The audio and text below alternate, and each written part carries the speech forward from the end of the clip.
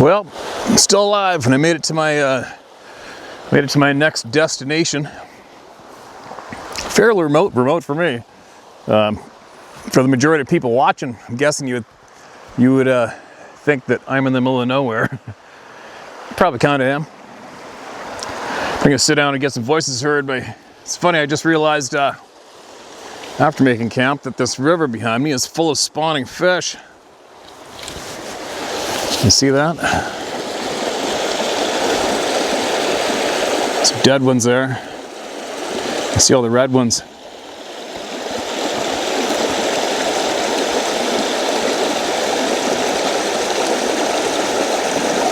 Huh. Well, hopefully, the grizzly bears, the local grizzlies, and there is a lot of grizzlies around here. Hopefully the fish is enough for them. They don't want anything else. But anyway, I'm gonna set up here and get comfy and do some talking. The lighting all right? Looks like it's probably okay from here. Never too far from the equalizer. Never too far. Oh, where's my glasses?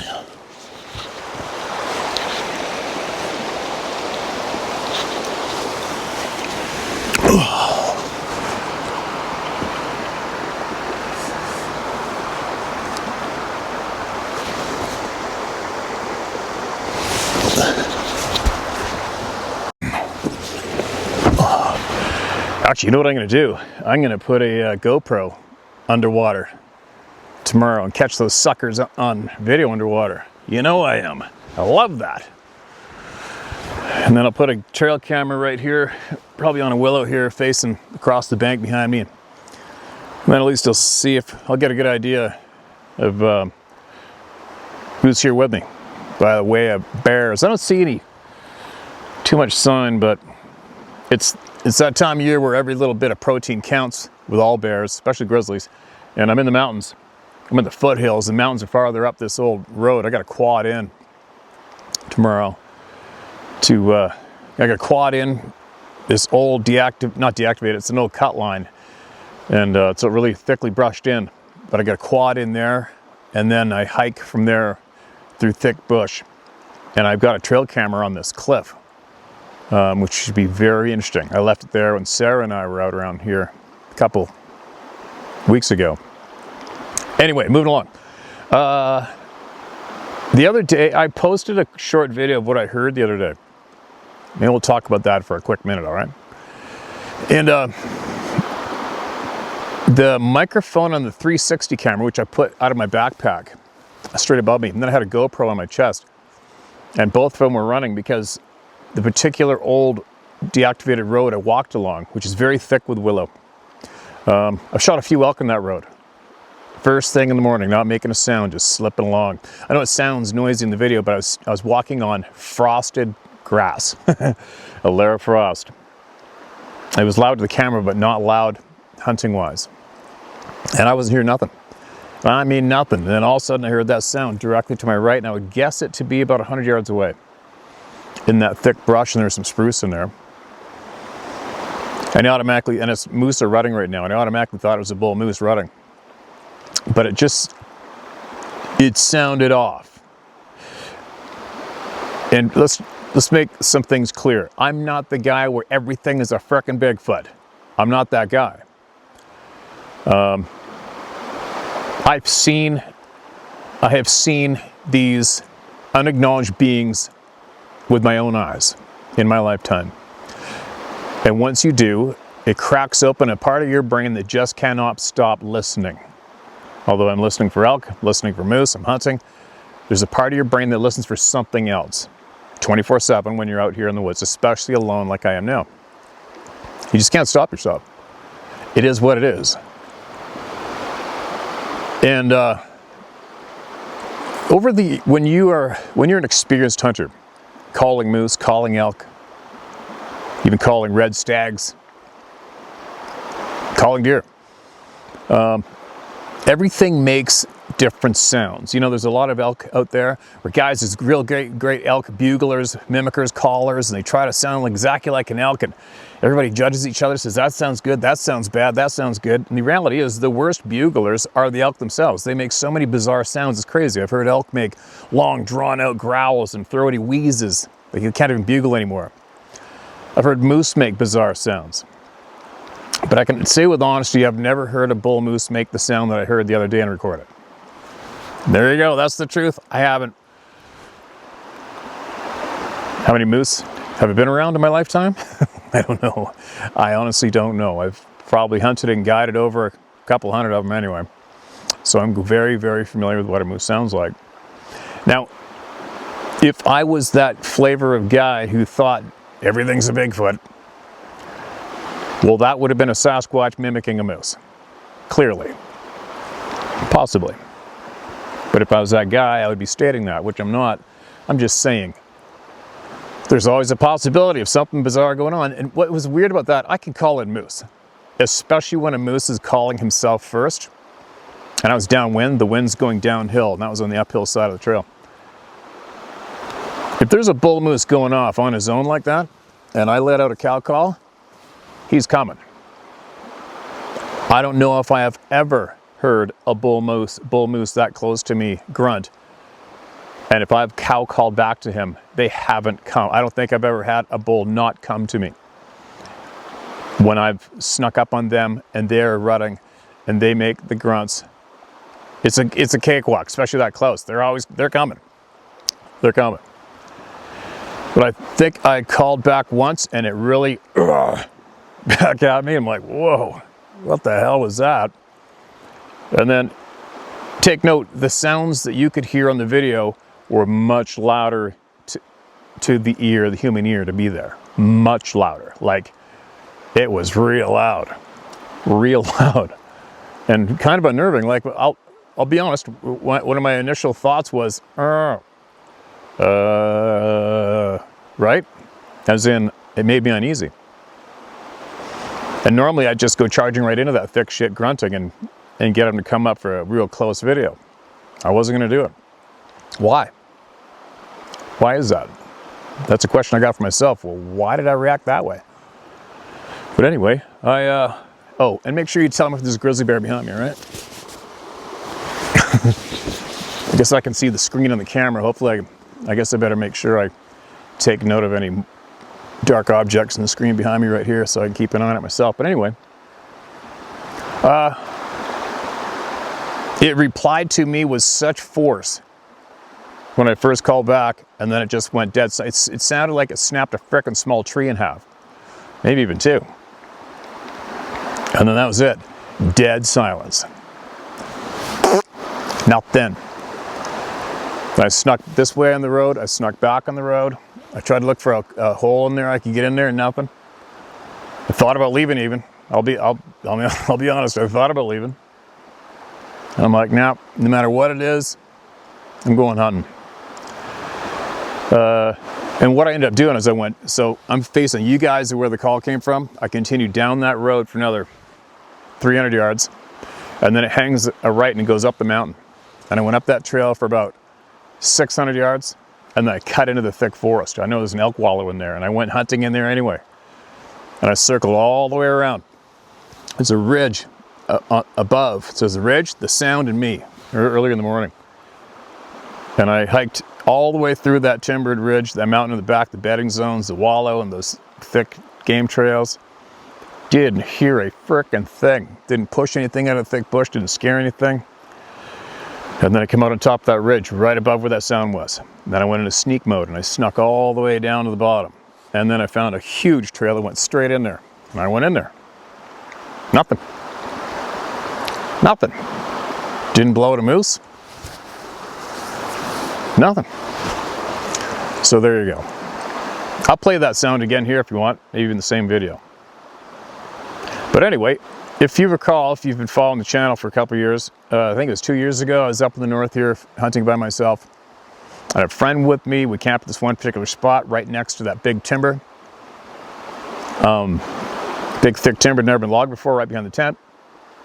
And And keep in mind, you guys, I have been remote, alone, guiding in the middle of nowhere forever. Drop off with planes, remote horseback hunts, guided for big game in northern BC, the Yukon. I got no problem sleeping in a tent by myself. I could sleep on the ground by myself. Out of rain. And my buddy had to go. He injured himself. He had to leave. And I heard something in the forest behind the tent. I was just getting into bed. You know that nylon sound, that noisy sound you make with the wall of your tent and your sleeping bag. And I thought I heard something. I'm like, huh? As I'm moving around, thought I heard something. And then I laid down, and then and it was dead quiet. And then all of a sudden I heard something in the forest behind me, down in the timber. I'm thinking, what the hell's that? And I couldn't describe the sound. I couldn't describe the sound. It just sounded like something. I didn't know what it was. But it wasn't normal, and it was so loud. I'm like, holy shit, something's here. Something's here. Like something weird's here. And then it got real loud and real close, and it made me almost panic. I don't panic. I've been tested, I don't know how many times. I don't panic. When I got a grizzly bear here to you, charge it, I don't panic. Been tested, I passed. And I started breathing hard, panting like a frickin' dog. I grabbed my gun, my clothes, my boots, what I might have needed for that minute. I got in the truck and I took off and I left. That sound was unbelievable. I don't know what it was, but it's very intimidating. I couldn't even describe it. Fast forward. Oh, also, that was the same year I had my knife show up in my backpack. Unexplainably. Same place. And where I saw the knife in my backpack was downhill from where I recorded that sound the other day. Anyway, I'm about 20 miles away from there now, I think. Maybe 30. I don't know. And, well, while I'm listening to that sound I recorded, if that isn't damn near the same sound I heard in the forest that night when I took off, but there was more added to it. It's almost exactly what I heard, but louder, and something mixed in. I couldn't explain it. I still can't explain it. There's just something else mixed into that sound, but that sound I recorded is so close to what I heard that night that made me panic and leave. It's stupid.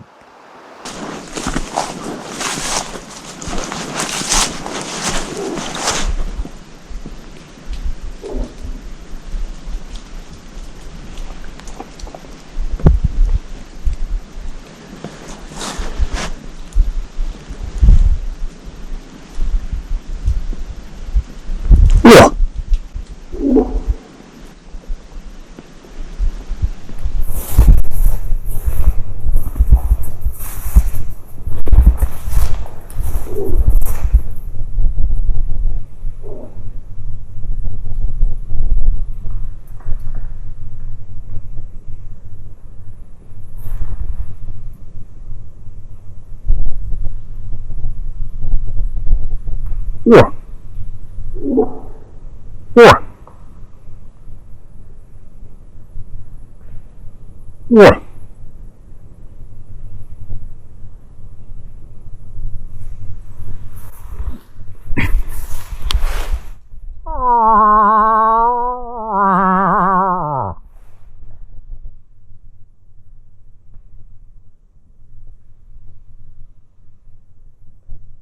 Yeah. Yeah. Yeah. Anyway, there you go. I'm just sharing with you guys what goes through my head, what I know, what I've seen, what I've heard, how I feel, and being straight up honest about it. Here I am by myself. I'm in grizzly infested remote mountains. This road ends just up that way a little bit, and then it's quad trails after that, and then there's nothing. I mean nothing until you get to probably Alaska. So I'm just saying, I'm just pointing out where I am. I'm not a chicken shit. Everything isn't Bigfoot to me. Everything isn't Sasquatch to me. Every bump in the night doesn't scare me, or I think it's some evil monster. I don't. I'm just saying.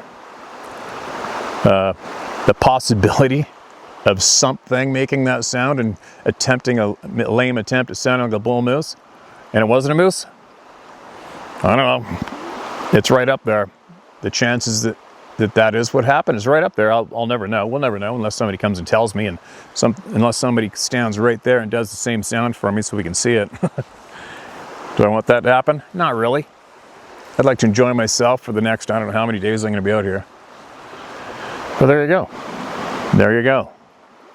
I'm kind of glad. I'm glad in a way I recorded that. I'm not saying it wasn't a moose, but I'm not saying it wasn't. There's always going to be that chance that, well, it might not have been, because some things just didn't add up there. It went dead silent. Didn't hear it crash off. Didn't hear a cow moose with it. And it didn't come to me. But holy shit, was that loud and crazy sounding. If there could be if there was ever a great, big, huge goon-sized male with a smoker throat trying to mimic a moose, that's what it probably would sound like, right? There you go. Case closed in a way. I guess the case is always still open, isn't it? Now, who do we got? What do we got, and where am I going here? It's so crazy I've got the internet out here. It's so frickin' crazy to me.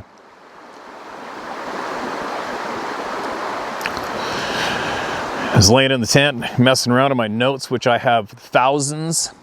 Found a handful of emails, not read. I do believe, now listen to this. Rehabilitation and predator sighting. Dear sir, thank you for what you do. You are helping an untold number of people, myself included, on a daily basis. In November 2019, I was struck by an unknown illness that damn near did me in. After 11 days in primary care unit of my local hospital, and without the doctors being able to give me a definite diagnosis, I checked myself out and came home. Before I fell ill, I worked as an out-contract carrier for the post office. I was able to walk/stand 10 to 12 hours per day without any issues. This past 16 months, I'm lucky if I can walk 50 feet without becoming winded. Well, that sucks. I've always enjoyed the outdoors, and watching your channel has motivated me to brush off my truck and get outside again. So, thank you again for what you do. You're selflessly providing a great service to a lot of good people. Appreciate the kind words, my man. I'm glad you're getting after it.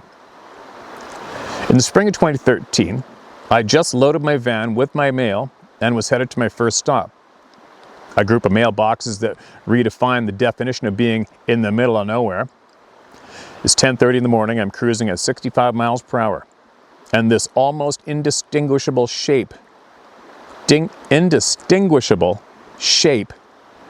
darts out of the desert and crosses in front of me. I locked up the brakes, threw the mail all over the van, and ended up half off the road. I sat there for a moment trying to wrap my mind around what I just saw. It looked almost like a cloaked predator from the movie. I looked for a couple of minutes and couldn't find anything, so I continued to my first stop, fuming because of the mess I had from trying to avoid hitting whatever I saw. It was only a half a mile from where I went off the road to the cluster unit. When I pulled off the road at the boxes, something told me not to park where I normally do, but to pull forward, so I would have a good view of where this thing might be. After boxing mail for a few minutes while continuously keeping my head on a swivel, I was ready to chalk up the whole thing to a hallucination when I caught movement out of the corner of my eye. There, standing on the top of the earthen diversion dam, not 100 feet from me, is this figure. It was well defined and kept fading in and out. It was close to 8 feet tall and it didn't move. Not being the most discreet person in the world, I hollered at it as loud as I could. "Hey asshole, I can see you!" It pivoted and jumped off the back of the dam. I finished with the mail and left. That afternoon after work, after going home and grabbing my Jeep, my dog, my M1A, I went back out to see if I could find any evidence of this thing. And after a couple hours, I gave up. There were no indentations in the ground, footprints, or broken vegetation. Also, my dog didn't pick up any scent. I drove that road twice a day, 6 days a week for almost 7 years, and I never saw it again. Thanks again for all you do. Sincerely, Rick Bears, Florence, Arizona. Rick, I wish you all the best, my man. Hope you're doing well, and I absolutely appreciate you sharing that with us. You know, it takes a brave soul to share shit, stuff that we don't understand, stuff that we're not supposed to talk about, right? Doesn't it? Oh, sorry, I had to change the card. But yeah, it takes a brave soul to come forward and leave your full name, right? When you see something unexplainable that we're not supposed to know about. Right? Appreciate you, man. I appreciate you. You're definitely not alone, especially that description. It's a pattern. It's a pattern of seeing what you saw in the world today. All right, who do we got? I'm just winging it here with my notes on my phone, looking for missed voices. And this is titled The Crossing. Hello, Steve. Kudos to your efforts in creating a venue for people to express their Sasquatch experiences. My name is Joe Chase, and I live in the city in the Willamette Valley of Oregon. In the late 1990s, when my wife and I, two little kids, were driving home from a visit to the in-laws in eastern Idaho. The trip makes for a long all-day road trip, especially with two little kids. It begins around 4 a.m. And I'll get right to the point. We're traveling west on Highway 26, east of Bend, Oregon, in the Ochoco Mountains. Around early evening, about an hour before sunset. There's plenty of light, but the sun was behind the hills and trees and not in my eyes. The wife and kids were napping, and I was in cruise mode, just wanting to get home and be done with this trip.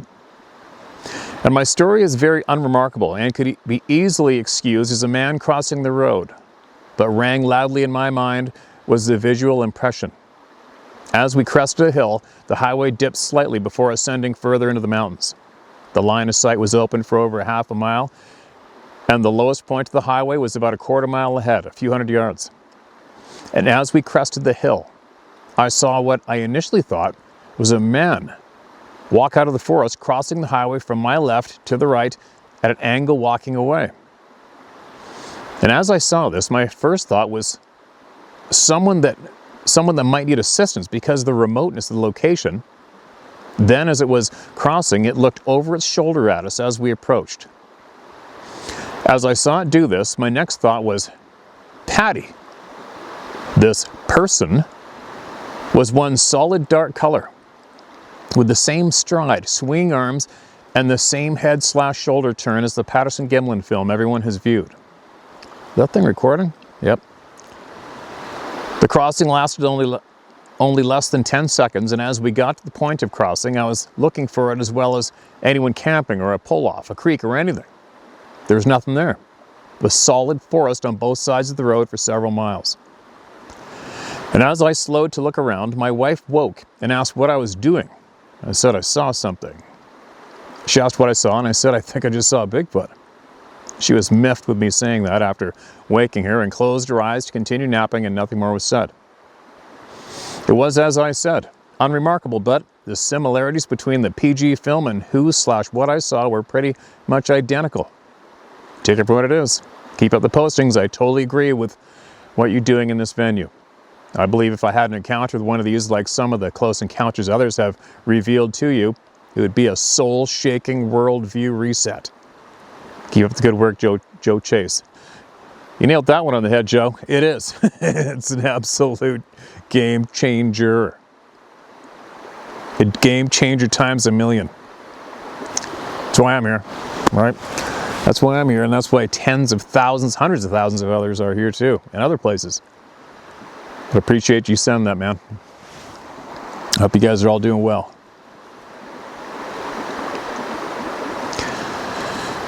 This next one, Bigfoot, is the title of this email. Steve, I've just recently started to view your videos on YouTube. I'm 67 years old, been a hard rock miner most of my life, with a short stint in the Army, and the same as a police officer for a small city in Idaho. I was a city kid that was lucky enough to have my parents relocate to northern Idaho when I was about 14. My parents separated shortly afterward. I didn't have anyone to teach me anything about the woods, but I fell in love with the mountains. I started to hunt, or try to, when I was about 16. I had a bus ride of 26 miles after school to get home. which gave me about 3.5 hours to hunt after school. And I had a favorite spot along the lower North Fork River. It was called Tamarack Ridge. And at that time, there were small farms here and there along the forest edge. And one evening, on one of my short hunts for white-tailed deer, I was climbing a middle finger ridge in a group of 3 of them. I didn't know about silhouetting at the time. I could hear the deer moving through the buckbrush ahead of me. I would just get down on my knees, and I could usually spot them moving and know what direction they were headed looking under the brush. And halfway up the ridge, I started feeling fear. Fear started welling up in my chest. I didn't understand why I was feeling this.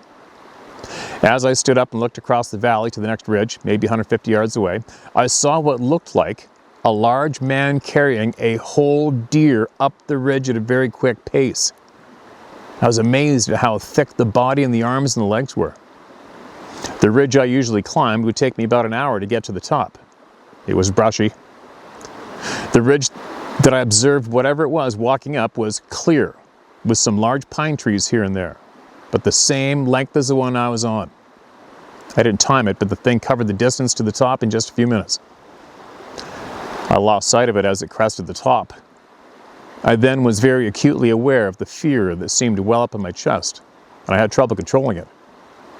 I checked my rifle to make sure it was loaded. I also carried a .357 mag revolver with me, and I checked to see if it was loaded. I was feeling very inadequate for the situation I was in. I was suddenly aware that it was almost dark. I started moving in the direction of the pickup. I almost started to run. But when I would quicken my pace, the fear was almost incontrollable. I felt like someone was watching me, and I could swear I knew from what direction. I could hear the brush crack around me, but I don't know if it was related. When I reached the pickup, I was afraid to put my gun down to unlock the truck. I thought, if I can just get in the truck, I can settle down and get a hold of my emotions. I was sitting in the truck and was still not settling down. I got the truck started and pulled down on the old dirt road along the river. The tightness in my chest started to ease. And as I drove down the road, I passed the bottom of the ridge where I had the encounter. I stopped, I looked up the little trail that led to the ridge trail. And immediately the tightness returned and I felt very vulnerable sitting in the pickup. So I left faster than I should have been driving on that old road. When I got home, my mom asked me what was wrong. I just let her think I was frustrated because I didn't get anything. I never told anyone about it until my sons were 14 and 16. The younger one believed me. And, sorry, hold on a sec. I guess I'm hearing the odd fish jump. Just gotta make sure it's not a paw splashing, right? Or was I? I never told anyone about it until my sons were 14 and 16. The younger one believed me and had a hard time hunting by himself when he first started getting into the woods. The older one doesn't say much about it, but the topic comes up every hunting season when we are in camp every year. I've never felt fear like that in my life. Whether staring down the barrel of a gun as a police officer or getting buried in a cave underground. Excuse me. I would like the truth. And as I see it, you're one of the ones willing to buck the system to get to the truth. My name is Andrew R. Wadsworth, Rusty. I live in Pinehurst, Idaho, soon to be retired. You can use my name if you want to. Nothing special about my account, but I remember it like it was yesterday. Keep fighting the fight, Rusty. Oh, I will, Rusty, my man, I will. Appreciate the words of encouragement. And this fight doesn't go anywhere without guys like you. You know what I mean? Men and women like you. And children. And there you go. There's another one. I can't believe I moved like a dozen emails into the notes folder, and then I clicked on the notes folder and they're not there. Oh well. Believe me, it doesn't take long to find one that isn't marked as read in my thousands I got in here. I'm going to tell you a quick side note story from yesterday, though, before I read this one. Get this. So, I was on my quad. I did a huge hike. Actually, I put the 360 camera on me and to film all the beautiful timber. I think I put it on here. And I hiked down the mountain. I got on my quad, and then I traveled, I think about 2 miles. No, first I traveled about a quarter mile, and I had service there because of the oil construction going on over there, I guess. And I wanted to look at my maps to see if this old cut line, where this cut line went, that was into these new poplars that had never been quadded on or walked on. There's a deer trail down the middle and knee to waist high grass. And I bashed the quad all the way to the end of it, which took about 20 minutes. Turned around, bashed all the way back, hit the old deactivated logging road. And then I went about 1.5 miles, went down over another pile of shit and around, and just quadded all over. And then I got my phone out to check the maps again, and I lost my phone. It's like, oh my God, no way. There's no way you're finding it this time. There's no way. In my little zipper pocket here, I guess I checked the map and I just put it in here and I forgot to zip the zipper up, and I went, and my game camera card readers were still there, my glasses, but the phone is gone. I'm like, oh no. It bounced out somewhere in the last 2 frickin' miles. And I knew that I checked it before that cut line, so I stood up on the quad and I went slow, retraced my steps all the way back. I was starting to get cross-eyed, and then I hung a left onto that old cut line into that waist-high frickin' grass. I'm like, well, you gotta try. At least I'll try. Then I'd probably have to drive a couple hours to the next city to go buy a phone. Sarah would have had a conniption. And I started going about 200 yards up that grassy cut line, and I glanced down and I just caught some black. Found it. I know the story kind of sucks, but if you were there, you wouldn't have believed I found this sucker yesterday. Holy shit. Anyway, that was my side note story. What do we got here? Hello, Steve. I've decided it's time to finally sit my ass down and tell you what happened to me. I'm currently 16 years old, and this experience happened to me and my father 2 years ago. Until only recently, when I discovered your channel, did I realize what actually happened. I'd like to note that I'm a firm believer in UFOs. I've had multiple encounters and sightings, some from my backyard, and once very recently while I was night fishing with my friend. Additionally, I believe in ghosts, the spirit world. Both my parents have had experiences with spirits, and my best friend's house is haunted, and he's seen multiple ghosts throughout his life, and his parents and family have as well. I don't doubt it for a second. I'm not a believer in God, and see things through a very scientific mindset. Well, don't count it out yet, you're young. As you go and learn. I know there's much more to this universe and planet that society would like to think they know. I'm an avid fisherman, hiker, camper, and mountain biker. I've never been one to sit at home and play video games, always spending time in the woods. I will hunt when I'm older.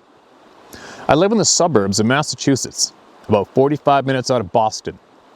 We have woods in our area, and there's a coy wolf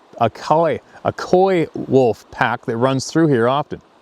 I've seen coy wolves multiple times in daylight and at night, even one hunting and attacking a deer right next to me. I have some pretty crazy stories if you'd like to hear them. A coy wolf, that's allegedly where a coyote and a wolf have interbred.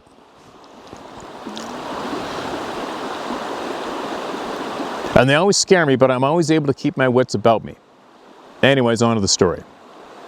On this occasion, me and my dad had drove 5 hours into upstate New York, deep into the Adirondacks. The plan was to hike in about 2 hours to a remote lake and camp there for a couple days and fish. I've been there a couple of years prior with an overnight camp and loved the place. It is, in my opinion, the most beautiful lake on earth, and I will go back. Anyways, we arrived to the lean-to and set up camp by nightfall.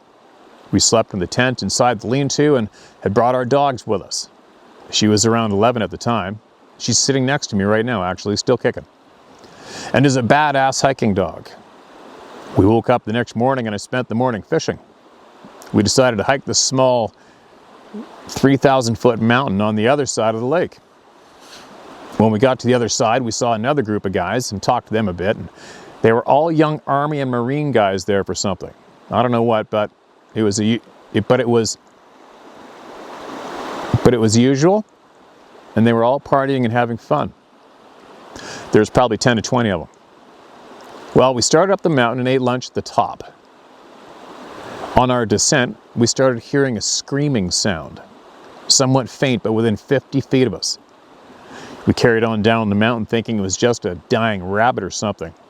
Side note, I've heard plenty of rabbit death screams and deer screams, and this was like no animal I've ever heard. We kept going, but the sound followed us, staying within 50 feet at varying loudness the entire time. We still thought it was just an animal in a trap, and I even considered going to look for it to help it or put it out of its misery. Oh boy, if I'd have gone into those woods. But we got to the bottom of the mountain and went back to camp without incident. The screaming stopped when we finally reached the main trail that went around the lake. I finished off the day fishing, and a massive rainstorm hit and then went away. After the rain was gone, it was beautiful out, and I decided I wanted to sleep in my hammock that night, so I did. But the entire time I was falling asleep, I felt uneasy, like something was watching me the entire time. I didn't want to go back into the tent and wake my dad up and make him think I was a pussy, so I slept. That night, the army guys were partying and having fun across the lake until late, when they very suddenly stopped. I didn't think anything of it and was able to fall asleep. I woke up without incident. Nothing crazy had happened, except every single one of those guys was gone. Went to their camp and they had clearly left in a hurry. Some trash left and dirt pulled up in places. Clearly left in a hurry. We cleaned up the trash and went back to camp, spending the last day relaxing and fishing. And that's pretty much it. We left without incident and didn't think anything of it. Only now, when I've discovered your channel, what actually happened. We were in Bigfoot's territory and he wanted us to leave. And he made the army guys leave. I don't know what happened to them, but I can bet I know what they saw that made them leave. Then it watched me sleep.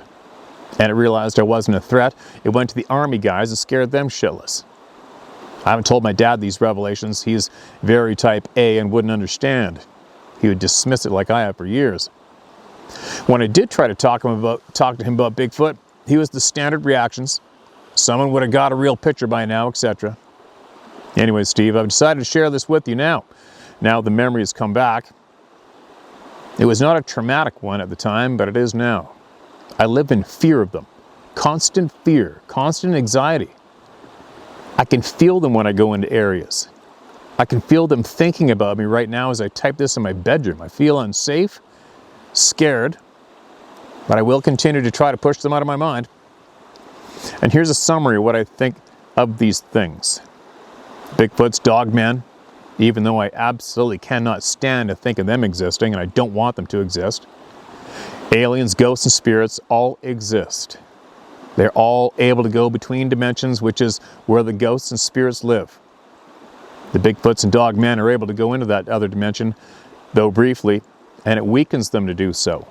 So they don't often. It's the opposite for the ghosts and spirits.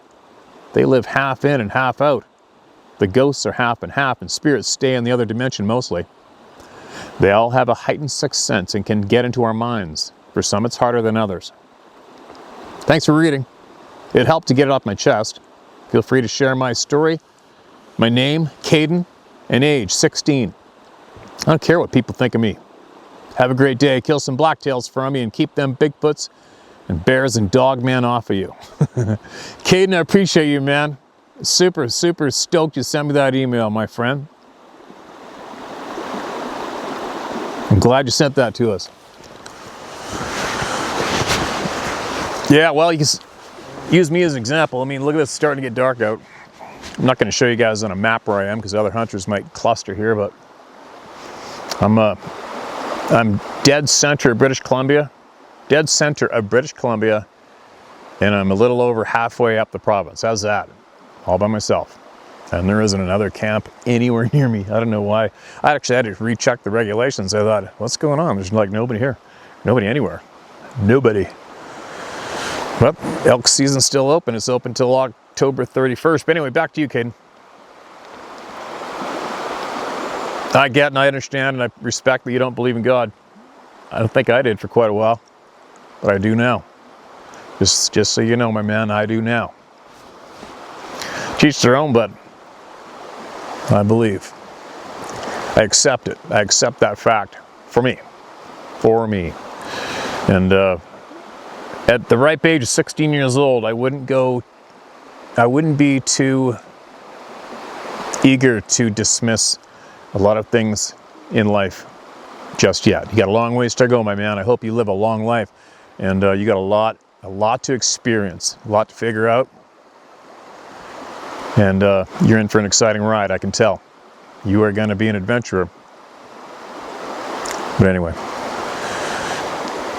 I think I'm going to cut this one shy because I screwed up in my notes. I don't want to sit here digging. I guess I have something to do in my bunk until I fall asleep, right? I'll get a bunch ready for tomorrow, maybe. I'm headed back to that perch. You know, the beginning where I ripped off the bugle with the lake in the background? I'm going right there tomorrow. Going right there. Can't wait. And I'll put the 360 camera on me when I start getting right into it, slipping through that thick frickin' timber. And I'll take you guys along the ride with me. And I left a trail camera on one of the most insane cuts in a rock face where everything's been passing through there for centuries. And I left a trail camera there over 2 weeks ago. I can't wait to see what's on there. Anyway, in closing, I was laying in bed last night in the dark, something woke me up, and I had my heater, my little diesel heater going, which makes sound. And I heard a bird right outside my tent. I'm like, huh? What the hell is that? I never even heard a bird like this before. But I'll let you guys listen to it right now. I whipped out my phone. Phone worked, and I shut the heater off. And I recorded what I heard in the dark last night. Tell me what kind of bird that is, if you can. And I'll be back tomorrow, or the next day. I think every 2 days I'll try to do this. Share my story at howtohunt.com. That's where, if you got something you want to share with the world, you feel it's important, I'll do it for you, all right? I'll do it. I ain't scared of shit.